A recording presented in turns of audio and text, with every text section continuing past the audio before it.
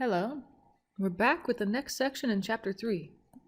So this section has a kind of a bunch of things that are thrown in, and they seem unrelated, but they will help us in coming sections graphing polynomials and graphing what we'll call rational functions, and I believe in section 3.5. So the first thing we need to learn though is how to divide polynomials, and the first way to do that would be long division.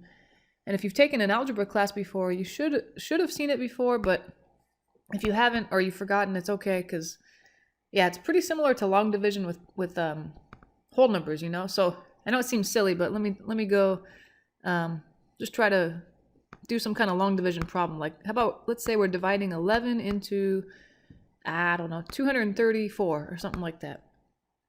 Okay, so what do you do first? You say 11 divided into, you first look at the first term and you say, well, 2 is too small, let me add another digit. 23, 11 can go into 23, and it would go in twice. So you kind of divide first, and then you're going to multiply. So 2 times 11, and then you write that below. And then the next step would be subtract. 23 minus 22 would be 1. And we'll bring down the 4. And then we'll start the cycle over again. So we'll divide 11 now into 14. 11 goes into 14 one time. 1 times 11 is 11.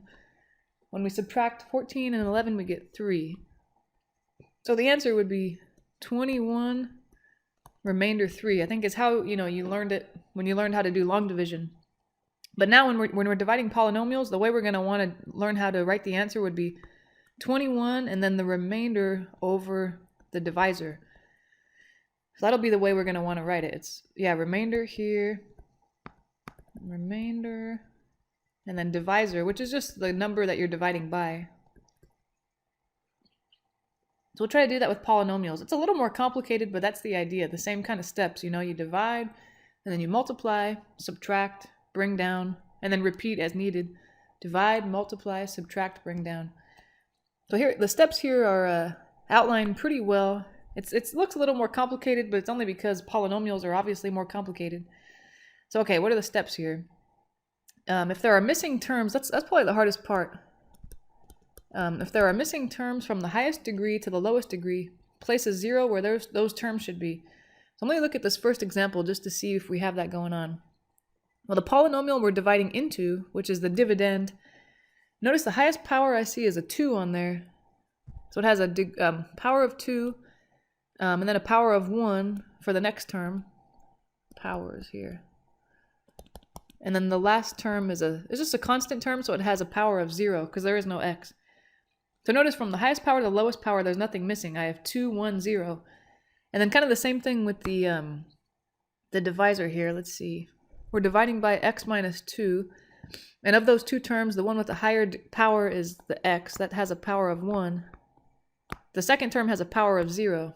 Between 1 and 0, there's no missing values. It's not like I went from 2 to 0, then I missed 1. That's kind of what you're looking for, I guess. No missing powers or exponents. So we don't have to worry about this kind of first star here, this star that I've drawn at the top. So let's go ahead and set up this long division. We're going to go, the polynomial we're dividing by goes outside the division bar, and the polynomial we're dividing into, the dividend, goes inside. So maybe that might help, because we'll keep referring to them as those things. This is the divisor, and this guy's the dividend. Okay, and whatever we get as an answer that goes up here is going to be called the quotient. Not that you really need to know, it's not like I'm going to test you on that on the exam. Define what the quotient is or something like that. It's just more like, that way if we refer to it as that, you'll know what we mean.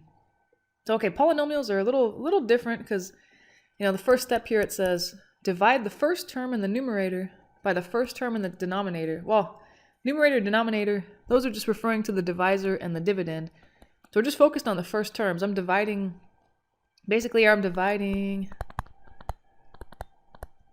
first term in the divisor, the first term in the dividend, x squared, divided by the first term in the divisor, x. Well, x squared divided by x is x.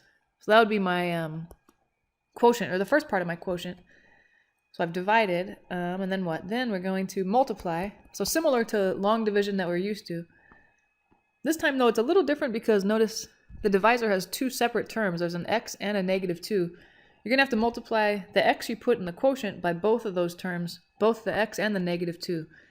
And then I'll write my answer below. So first I'm doing x times x, that's x squared. And then x times -2 would be -2x. So we have the multiplication step down. We've done that. Now the next step is to subtract to create a new polynomial. Don't forget to distribute the subtraction sign. So that's probably the part that people will forget the most. I'll put a subtraction sign, but that subtraction sign is meant for both of these terms that I've just written. So I have to put kind of parentheses and then maybe distribute it as I'm going along. I'm going to distribute that subtraction sign. It makes this a -x squared, and it actually makes this 2x now positive. And now I can just combine vertically. So I have what? Let's see, x squared and -x squared cancel each other out. So those are just gone, which should be the case. That's kind of how these work if you're doing everything right. And then this 2x and this 2x together make 4x. It was going to look like they were going to cancel, but because I distributed the subtraction sign, it made that 2x inside a positive 2x instead of a negative. So I have actually 4x instead of 0. And then the next step was to bring down the next term. So I bring down the next term of the numerator. And by numerator, I guess we mean dividend, the one you're dividing into. Dividend, So if we ever refer to, numerator like here, that's meaning the dividend.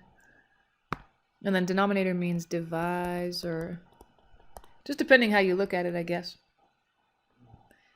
All right, so we brought down the term, and then we're going, the next step, or the last step is to, we're going to repeat steps 1 through 4 using the new polynomial, which just means I'm looking at the guy on the bottom. So the first step was to divide. Now I have to, again, look at the first term and the first term. So the first term of the the first term of the divisor and the first term of the new polynomial I'm dividing into.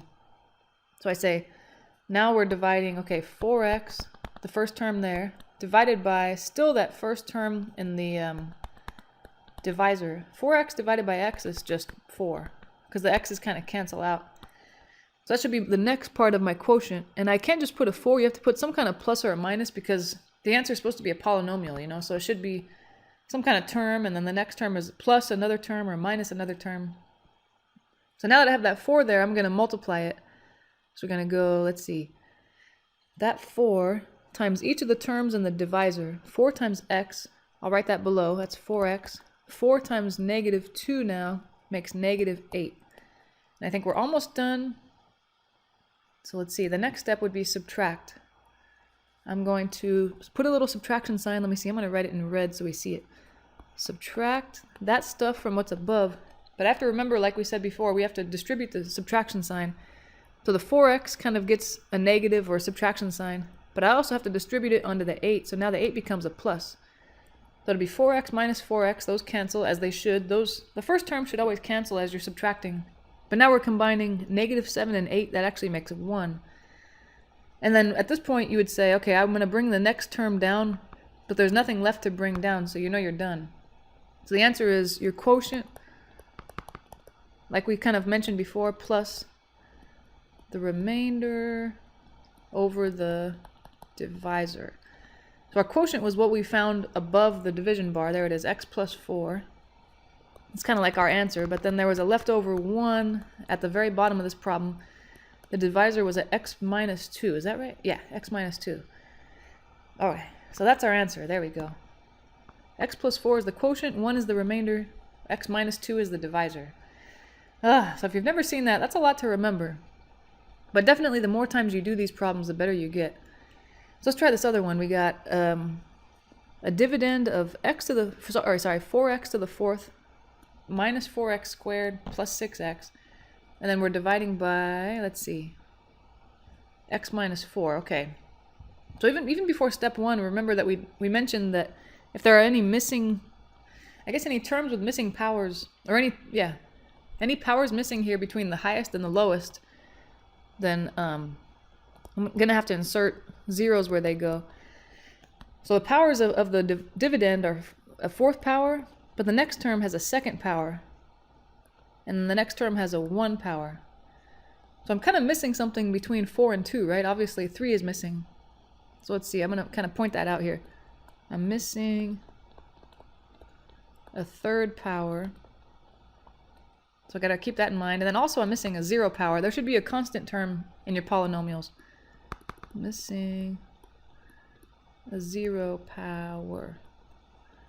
Alright, but then in your divisor, your powers are, let me see, I'll use a different color just so we're kind of showing that we're on a new idea now. Powers are 1, because x has a power of 1. And then the constant term -4 has a power of 0. This one's not missing any terms. Not missing any terms or powers. Powers. Alright, but that, so the missing terms, that just means the setup of our long division is going to have to look a little different. So the divisor, though, it's going to look the same. The x minus 4, that's fine. It's just the dividend, I'll write the first term, 4x to the 4th, but there should be an x to the 3rd term. You should have, from the highest power to the lowest, there should be every subsequent term. A 4th power, a 3rd power, a 2nd power, a 1st power, and a constant term. So since I'm missing a 3rd power, I'm going to have to just put a 0 as its coefficient. There was, however, a 2nd power. It was a -4x squared. There was also a 1st power, plus 6x, but there was no constant term, so I'm going to have to write a 0 for that guy.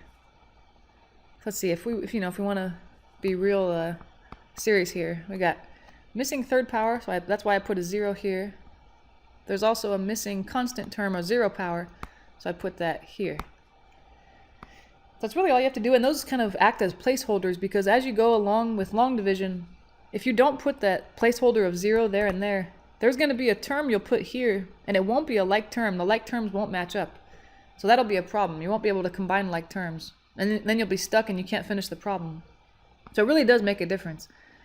Alright, but now that we've set it up correctly, I think we can start. The first step was look at the first term in your divisor and the first term in your dividend and then divide those. So I'm taking 4x to the 4th and dividing by x. And of course, if you can do that part in your head, you don't have to write this little part out. The 4x to the 4th divided by x is x to the 3rd. Oh, sorry, 4x to the 3rd. And you can always check, if you're thinking, man, is that really what they, if I'm trying to divide, is that really what I get? Well, if you multiply these two terms together, you should get the term that's the first term in your dividend. So let's see what we get. We got, let's see, we got 4x to the 3rd times x, that's 4x to the 4th, which is good because that's exactly what's above it. That means I'm doing something right. And then I'm multiplying the 4x to the 3rd by the -4. That'll give me -16x to the 3rd. And this is where you could kind of see what I circled in red, they're like terms. The 0x to the 3rd above my -16x to the 3rd. Those are actually like terms that I can add together. But if that 0x to the 3rd wasn't there, I wouldn't know what to combine the 16x to the 3rd with. But before I get ahead of myself, I better remember that I'm now subtracting, and I have to distribute that subtraction sign. So this 4x to the 4th becomes, a -4x to the 4th, or whatever, just subtracting x to the 4th. But that subtraction sign distributes onto the negative on the 16 and becomes a positive. So when we combine these, the 4x to the 4th minus 4x to the 4th cancels, which it should. Those first terms should always cancel like we said. And now you've got the 0x to the 3rd plus 16x to the 3rd. That makes positive 16x to the 3rd.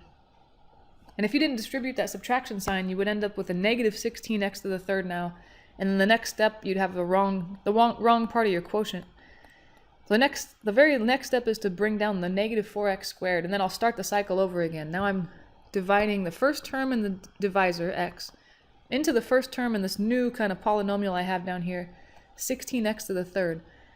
And if you could do that in your head, don't worry about writing it out, but over here you can go and try it. 16x to the 3rd, I'm dividing by x. Well, that x kind of just knocks the power down by 1, so it's going to be now 16x to the 2nd. And it's a positive, so I have to put a plus 16x to the 2nd at the top.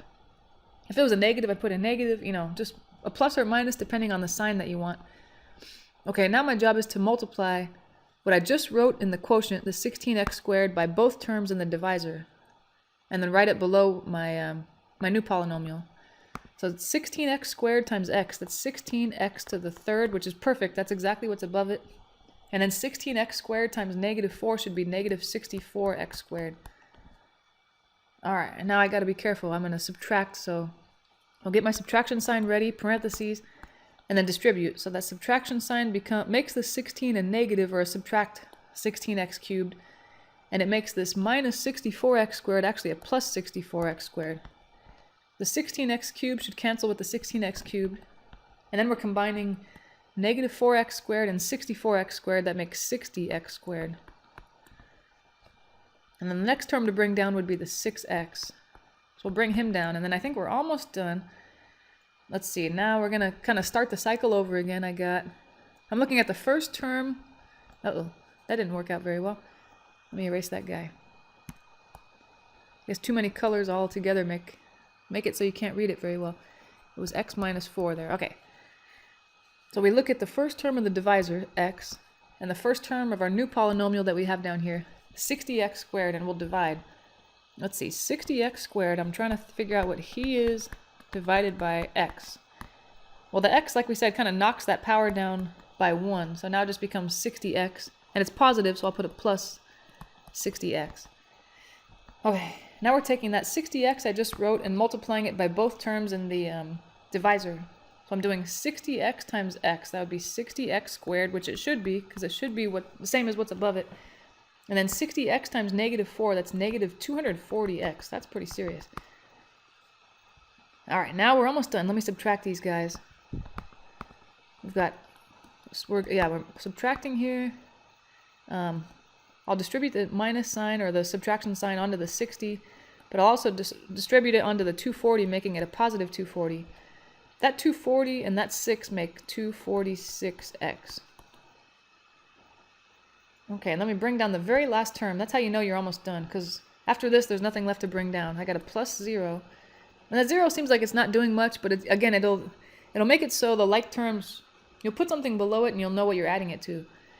All right, now we're finally on the very last step. We're dividing the first term, x, into the first term here, 264x. Oh, sorry, 246. 246x divided by x, pretty much the x's just cancel just to leave the 246. So that'll be our very, very last part of our quotient here. So 246 times x is 246x. That's good. Those are the same. And then the 246 times the second term in my divisor, 246 times negative 4 is, it's minus or negative 84. Okay. And the very last step this is where people get cocky too. They forget, they think, oh, I'm almost done. Let me just hurry up and do this. They forget they need to distribute the subtraction sign. So this actually becomes a positive 984. The 246x's cancel, but 0 plus 984 would be positive 984, not negative like you might think. All right, so we're all done. The answer is going to be, let's see, our quotient, which was above the division bar. What is that guy? 4x to the third. Let me see, I'm writing this down. Plus 16x squared plus 60x plus 246. Okay, then plus our remainder, which was 984. There he is, over your divisor, which was x minus 4. I think this was an especially nasty problem. So I think if you can do this one, or you kind of understand this one, you're doing pretty good. All right. So that's just kind of a review of long division, but kind of the more, the more common type of division of polynomials that we'll use is this type here. We outline the steps below. You might not have seen this before. If you have, you must have had a good teacher, or you must have gone pretty high in math. This is called synthetic division. Synthetic division. It's the way to divide polynomials that kind of makes it a little easier and quicker. But the only downside is synthetic division only works when the degree of the denominator or divisor, I guess, depending on how you're looking at it, is 1. So that's why long division is the one, we just learned or we just reviewed, is a much more powerful tool, because long division that we just learned works no matter what degree the divisor has. But synthetic division only works when you're dividing by a degree 1 polynomial. But it just so happens that for our purposes in this class, the only reason that we need to divide two polynomials is when we're dividing by a degree 1 polynomial anyway. So we only really need synthetic division. That's why we're just going to kind of focus on this. But I guess if you were dividing polynomials the more powerful tool, like we said, is long division. But this is enough for us, for our purposes. Okay, let's try this one, and we'll just go step by step, just so we can kind of learn it. This will be really useful later. So it says, use synthetic division. Okay, here's our divisor, this guy. And then our dividend. Oh, sorry, that's our dividend. Why do I always get those confused? This is our dividend, the one I've highlighted in yellow. This is our divisor, the one that's highlighted in blue. All right, so what do they want us to do?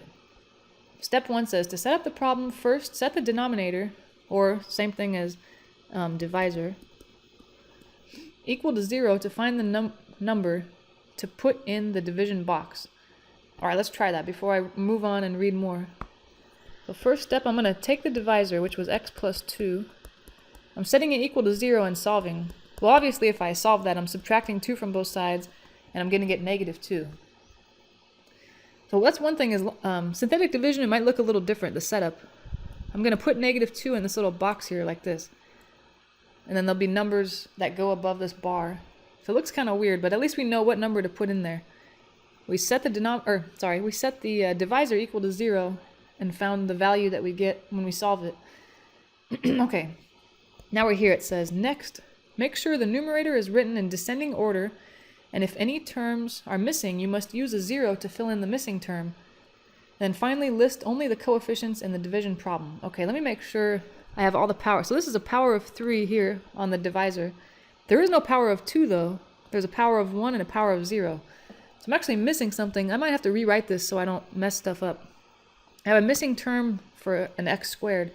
So I'm just going to rewrite it above the dividend. Just going to rewrite it with a second power. It has x cubed. It does not have an x squared, so I'll put 0x squared like we kind of did in the last problem. And then minus 7x, that's a 1 power, that's fine. And then the constant term. Okay, so those numbers, as it said, the next step, or sorry, the last part of that step was take the coefficients 1, 0, negative 7, negative 6, and those are going to go, let's see. They're going to go here, 1, 0, negative 7, negative 6. So let me kind of highlight those in the same color so we know where they came from. Let's see, whoops. What do we have here? Green, okay. So the 1 came from the coefficient of x cubed, 0 came from the coefficient of x squared, negative 7 the coefficient of x, and negative 6 was the constant. So this is just how to set up the synthetic division. All right, and this was just kind of to figure out what number goes in that box, but now that's over. We don't really need that anymore. So we've done step 1, that's kind of the setup of the problem. Okay, and then step 2 says, once the problem is set up correctly, bring the leading coefficient, or the first number, straight down. Okay, so that 1, the very leftmost number, is coming down right below the bar. That's just always your first step, no matter what that guy is. So we got that down. Step 1 was done, step 2 is now done. Step 3, multiply the number in the division box with the number you brought down, and put the result in the next column. Okay. So we're multiplying, let's see. We're multiplying the number we just put below that bar by the number in the little box, negative 2. So I'm multiplying, let's see, multiply. 1 times negative 2 would make negative 2. And then like it says, you put it in the next column, just below the next coefficient. So I've done that. Let me kind of mark that off so I don't forget. I've done step 3. The next step, step 4, says, add the two numbers together and write the result in the bottom of the row. Okay, fair enough. So next thing I want to do is add those two numbers, the one I just wrote, the negative 2, and the 0 above it. So 0 and negative 2 makes negative 2, obviously, when I add them. All right, well, done that. That was step 4. And then step 5 is multiply the number in the division box with the number you brought down and put the result in the next column. So you can kind of see we're starting to repeat the same steps that we've been doing. Because before I had a 1 below the little bar. Now I have a negative 2. He's going to be multiplied by this negative 2. Negative 2 times negative 2 is positive 4. And we're going to add those together. That's the next step. So at this point, you're kind of repeating the same steps over and over. Because the next one, yeah, we did step 5. Step 6 says add the two numbers together and write the result in the bottom of the row. So we've done that before. Now we're going to do it again. Add negative 7 and 4. That makes negative 3.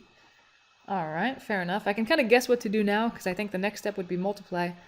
And that's exactly what the next step is. Next 7 says Step 7 says multiply the number in the division box with the number you brought down and put the result in the next column. Okay. So multiplying the -3 I just wrote times the -2 that's in that little division box. -3 times -2 is +6. We're going to add those guys together. So -6 and +6 makes 0. And then I would keep going with it, but there's nothing, if I were to multiply 0 by the -2 and put it here, there's nothing for it to add with. So we're done. Once you run out of terms in the very top row, then you're done with your problem. So that was kind of the math behind it, but then the hard part is knowing what the hell all these numbers mean. What is my answer now? So, okay, we've done step 8, add the two numbers together, and write the result, Okay. Now the last step is write the final answer. The final answer is made up of the numbers in the bottom row. Okay, so I guess these guys are the important thing. Let me see, just to get an idea of what's going on. These tell you your answer, but we don't really know what they mean yet. With the last number, so the rightmost, being the remainder, and the remainder must be written as a fraction. Okay, so at least we got that. Let me see. I know the 0 is the remainder now. They've kind of told me that. I'll worry about what the other numbers represent next. Let me see. 0 is our remainder. Remainder. 0 over, remember how we wrote it? It's 0 divided by the divisor. And the divisor at the very beginning of this problem was x plus 2. So, okay, we know what he represents. Now we got to figure out what the hell these guys represent. The 1, the -2, and the -3.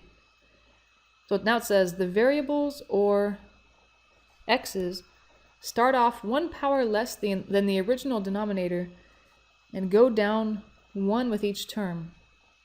Okay, so pretty much the other 3 numbers that are in this kind of purple or pink highlighted area, they're going to be your quotient. These represent your quotient. And it goes, let's see, let me use a different color so we kind of have everything going on. What other color do we have? Orange, I guess. That's good. This guy, -3 is going to be your constant term. And then from there you go off to the left and you increase the power of x. So this is an x to the 1 powers coefficient. And the next guy is going to be the x squared powers coefficient. If there was another number to the left, it would be x cubed.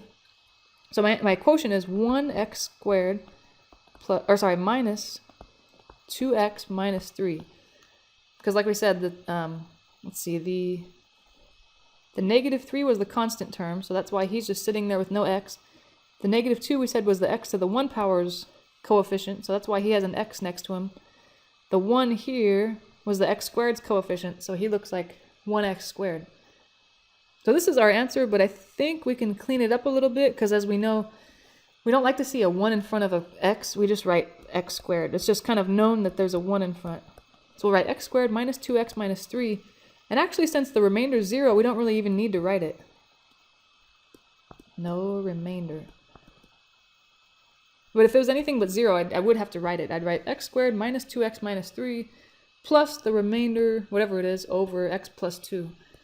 But in this case, since there's no remainder, that meant that the two polynomials we divided imperfectly with no remainder at all. So why mention it? There's kind of a lot to process. Let's try that again. And this definitely takes practice. So I would advise, if this is the first time you're seeing this, I would definitely practice these. You can even just Google synthetic division examples and find them online. Try them on your own, and then I bet that website that you found them on even has an explanation of how to do it too.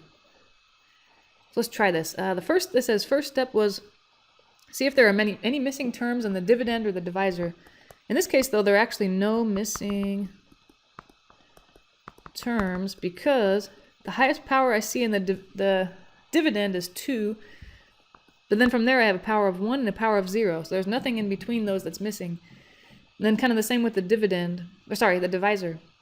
The power on x is 1 and the constant term has a 0 power. So there's no missing terms. I don't really need to worry about that thing. So I'll start with step 1. Step 1 said, take your divisor, x plus 5. You set it equal to 0 and solve for x. So that one, if I were to subtract 5 from both sides, I'll get -5. So that's just, the only reason you do that is to put the correct number outside that little box. I think last time it was -2. So that guy goes there. And then let's see, then the coefficients of the dividend go at the very top row. So 3 is the first coefficient on the left, and then positive 7, and then we have negative 20. That was the last guy. And there are no missing terms, so I don't have to put any extra zeros like we did before.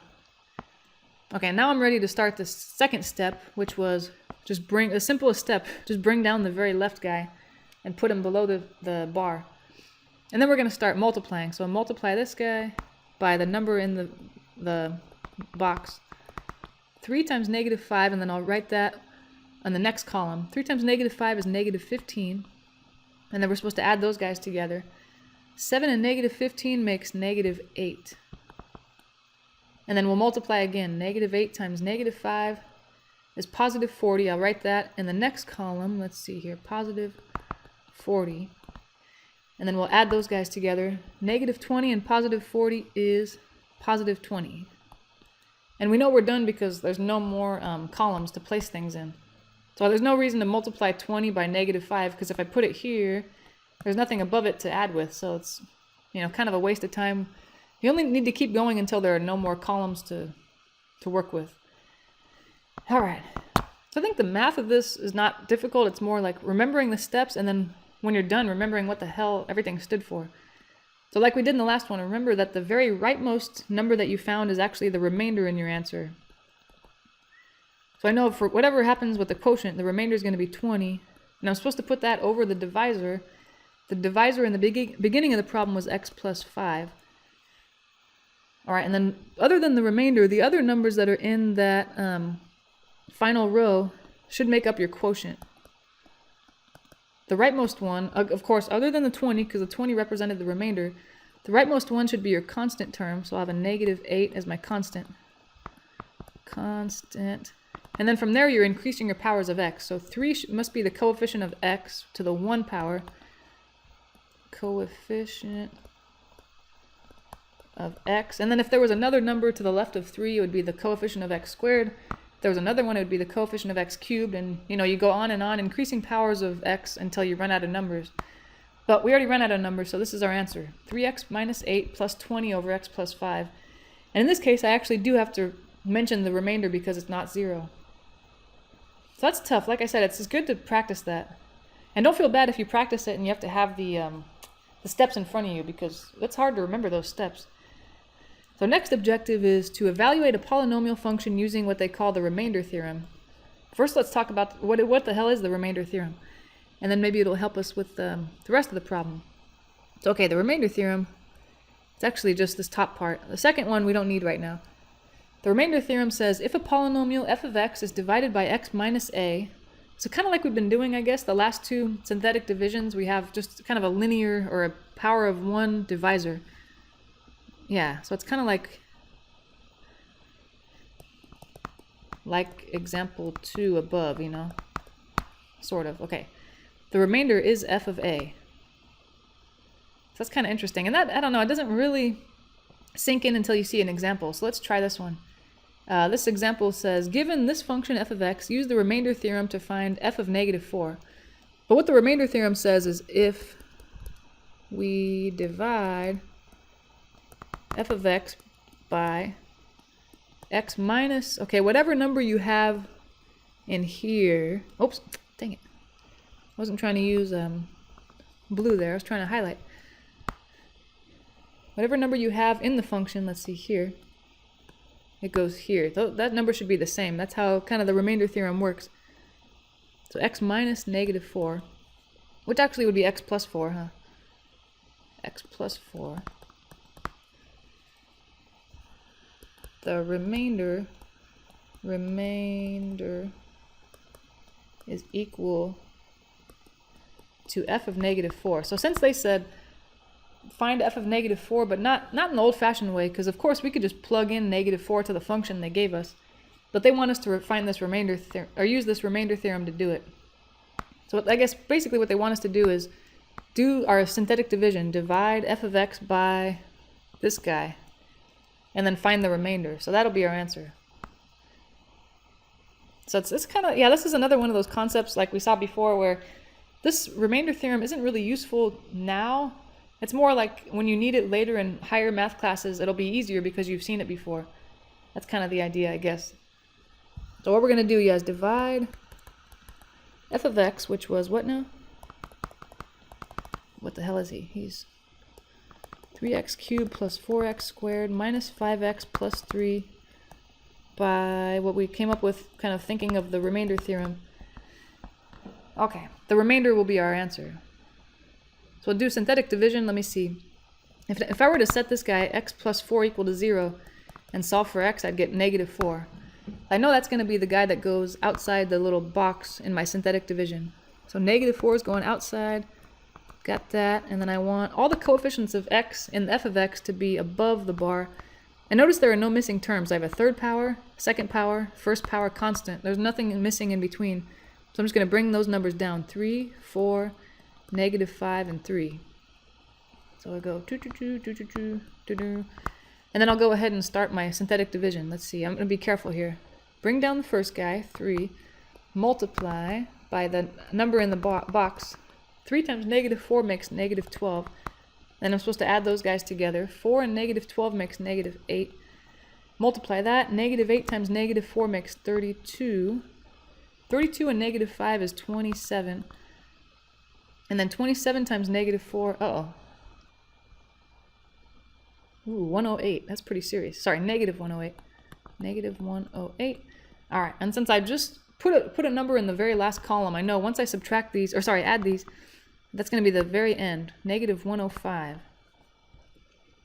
But they said, the remainder theorem says that f of negative 4 is going to be equal to the remainder that we found. So our answer is just negative 105. So all that work was just to figure out what the hell the remainder was. F of negative 4. So yeah, these problems, especially involving the remainder theorem, it's actually, yeah, they're actually not really useful right now. That's just so, just do your best. Don't really worry about why we care about it, because right now we don't actually.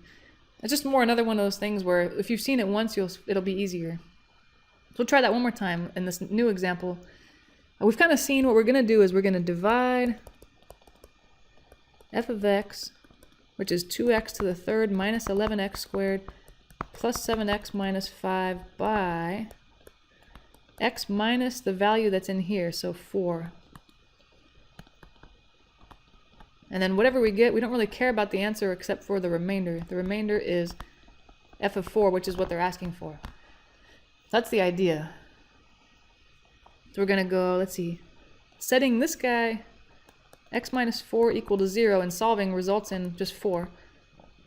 So we know that 4 is going to be what goes outside that little box, or sorry, inside the little box. And then inside the dividend, I'm going to put the numbers that are the coefficients of this function. And there are no missing terms because the highest power is a 3. There is a 2 power, there is a 1 power, there's a 0 power constant. So there's no need to really put any zeros in there. All right, then I'll start the synthetic division cycle. And just be really careful, because any little mistake could mess up your remainder for sure. I'll bring down the 2, multiply that by the 4 outside. Oh, yeah, and get 8. We'll put that in the next column and add with the negative 11 to get negative 3. The negative 3 multiplied by the negative 3 multiplied by the 4 makes negative 12. If I add that with 7, I'll get negative 5. Negative 5 times 4 is negative 20. Okay, and if I add that with the guy above it, negative 5 and negative 20 makes negative 25. So that's what we really wanted in this problem anyway. You know, if the problem just said use synthetic division to divide, then we'd want the whole answer. But because this is saying use the factor theorem to blah, blah, blah, blah, blah, then what we really care about is the remainder. So what they wanted, f of 4 is equal to the remainder we found, negative 25. That's what we really wanted. And of course, I know it would have been a lot easier just to say f of 4, okay, I could have just found that by plugging 4 into this guy. Yeah, that's true, but they wanted us to kind of understand this factor theorem, I guess. Just to make the factor theorem easier when we see it again later. Oh, well. Okay, okay, now we're going to use the factor theorem to go even further now. Use the factor theorem to solve a polynomial equation. So it says, solve the, like in 4a here, let's see, it says, solve the equation 15x to the third plus 14x squared minus 3x minus 2 equals 0, given that negative 1 is a 0 of this guy. So I guess what they're saying is, they're saying, in other words, I'll say i.e., they're saying x minus the number that we were given, -1. So let me see. This guy divides evenly, I can't even read that, sorry, evenly into f of x equals f 15x squared plus, oops, that should be a cube, I'm sorry. Sorry, if yours says a square, please change that to a cube on this, on the 15. 15x cubed plus 14x squared minus 3x minus 2, which means that, let's see, f of x, I should be able to write it as the x minus -1 that we see that they said divides in evenly. Let's see. This guy, x minus -1, x minus -1, no, I know that simplifies, I'll simplify it in a second, times some smaller polynomial. Yeah, because what we're trying to do now, the idea behind this is, I want to take this function here, f of x equals 15x cubed plus 14x squared minus 3x minus 2. In coming sections, what we're going to want to do is figure out all the solutions to that, because that'll tell me all the x-intercepts of the graph of this polynomial. So to solve it though, I could try to factor, but this guy doesn't factor in any method that we know. It doesn't factor by grouping, it doesn't factor in any other way. So our only hope is to try to break it down into smaller chunks using synthetic division. That's what we're trying to do. I'm going to try to divide, I have to divide x minus -1, you know, or x plus 1, synthetically into f of x. Because whatever I get, that'll tell me what the smaller polynomial is. Because we already know, based on what they said, this x plus 1 or x minus -1, it divides in evenly to f of x. That's what it means to be a 0. But we just don't know how many, kind of like how many times does it go in. Like if someone said 4 divides into 64. Well, if you didn't know a lot about numbers, you might not know how many times. You have to go figure it out. So they've kind of told us that, hey, this number divides in evenly. But we want to know how many times it goes in, because we need to know x plus 1 times what makes this function. So that'll come from the numbers that are below the, what's it called, the synthetic division bar. So I mean, we've kind of seen this so many times, I feel like we don't have to write it out. But if I set x plus 1 equal to 0, I'm going to get x equals -1. So there's no, I don't know. That you don't really need to write out. That goes on the outside of the synthetic division box. And then all the coefficients of f of x are going in here. 15, 14, -3, and -2. And then we'll just go ahead and do synthetic division. Let's see here. We'll bring the first guy down, 15, multiply by -1, that makes -15. If I add that with the guy above it, I'll get -1. Multiply by the -1 here, I'll get +1. If I add that with the number above it, I get -2. -2 times the -1 in the box makes +2, and those add up to 0. So the remainder is 0, which actually shouldn't surprise me because they said this divides in evenly. Remainder. If this remainder was anything but 0, either I divided wrong or they're liars and the x, or the -1 was not actually a 0 to begin with. That's our remainder, but remember that these three numbers are what make up our quotient, or however many numbers are left over here. The very rightmost one is the constant term. The next one would be the x term. The next would be the x squared term. If there was another one, it would be the x third term, and yada yada yada. So that's the quotient. That means, putting it all together, that the function that gave me f of x should be equal to x, what do we say, x minus -1? Yeah. X minus -1, let me bring that down all the way over here, times, and then what, the quotient that we just found is what remains. So now we know kind of what's left over. When I take away x minus -1 from f of x, what's left is 15x squared minus x minus 2. Okay, that looks good. And then I can simplify this to x plus 1, like, you know, we did already. And then 15x squared minus x minus 20. So I'd like to figure out what all the zeros are. Is that what it says? Yeah, find all the zeros? Or solve the equation. Yeah, solve the equation. So we're trying to figure out what happens when I set this equal to 0. But of course, when you set a polynomial equal to 0 and you're trying to solve it, what you want to do is factor it as much as you can. So my last step I need to do is factor this fully. factor fully, but it should be that now that I've kind of broken down, f of x was a third power polynomial, which is kind of hard to factor. But notice that the third power polynomial broke down into a 1 power polynomial, which is really nice and easy to solve. And then a second power polynomial, which we should know how to factor based on old algebra techniques. So we got x plus 1, let's see, and then this guy, let me see how that factors. But you know what, actually this guy, if you try to factor it, it doesn't factor the old-fashioned way. So I would say factor fully if possible. If not, I'm going to say if not, you can use, this is like my last ditch effort. If I can't factor, I'm going to use the quadratic formula. Because that should work on anything. Anything that does factor, anything that doesn't factor. It's okay. I'm going to try to figure out what's going on with this guy.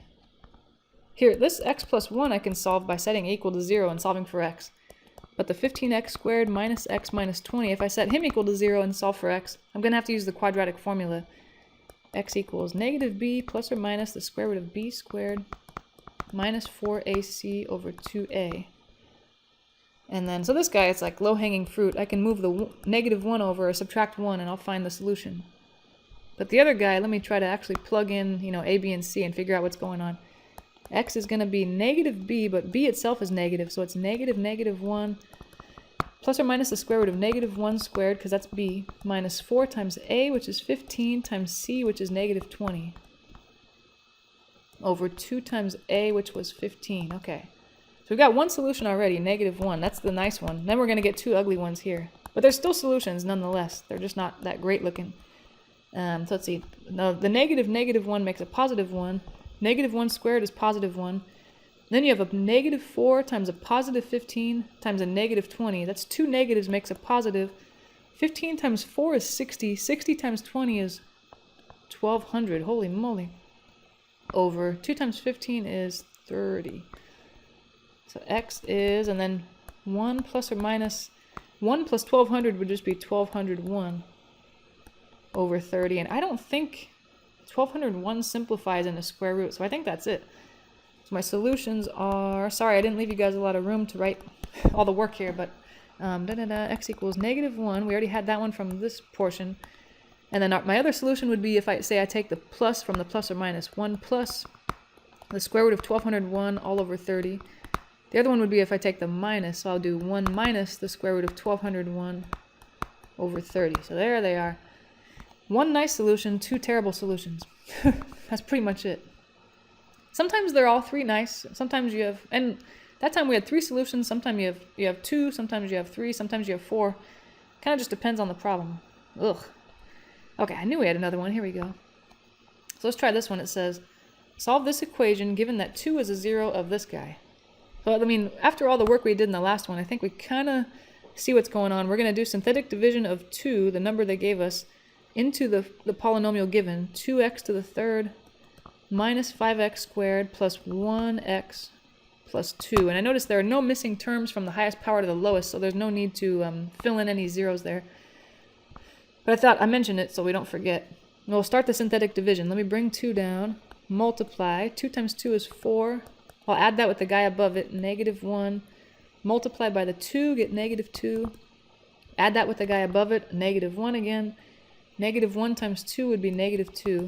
And if I add those together, I get 0, which, again, like we did before, that shouldn't be a surprise because they said that 2 goes in evenly, or it's a 0.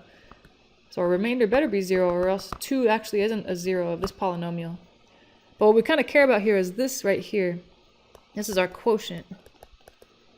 So all that just to say that the function that they gave me, f of x, it should break down into x minus the value that they said was a 0. Let me see this guy. They said 2 is a 0, which is why I put it in the little division bar. But not only that, but that means that's a factor. X minus that is a factor of the function given, f of x. And the remainder of it, or, well, the last part of the function f of x, once I break it down into x minus 2 times something, it should come from the numbers that are below here, from the quotient. 2, negative 1, and negative 1. Those should be the coefficients of my terms in the last part of the polynomial. So the very rightmost one, like we said before, negative 1, that should be just the constant term. The guy to the left of that should be the coefficient of x, so minus 1x. And the next one should be the coefficient of x squared. So that looks pretty good. So f of x should be x minus 2 times 2x squared minus, well, I'll just write x minus 1. So what they wanted us to do, though, is to use that to solve that equal to 0. So I'm going to try to think about it. Does this guy on the right, this guy, factor further? Because we want to get these all into linear factors or factors that have highest power 1. You know, like the very front guy, x minus 2, his highest power is 1. So let's see, I think this factors, you know, the old-fashioned way. How does it go? Let's see, minus 1 plus 1? That would make, yeah, there we go. All right, so that's the complete factorization. But, you know, if you're not really into factoring, you can use the quadratic formula like we did in the previous one.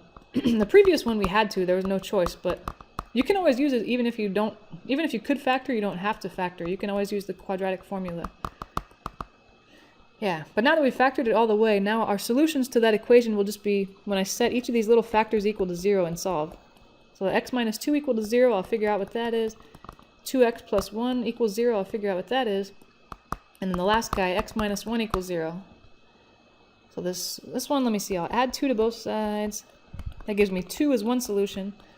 If I subtract 1 from both sides here, and then divide by 2, I'll get negative 1/2. That'll be a second solution.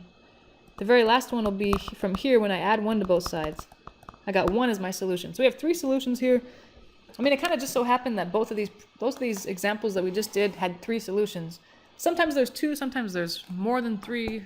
Just depends on how lucky you are, I guess. But we'll kind of put that together with graphing polynomials soon. Don't worry. It seems like just a big random mess of things that we learned in this section, but it'll all come together in coming sections. So I'll see you in the next video. Thanks for listening.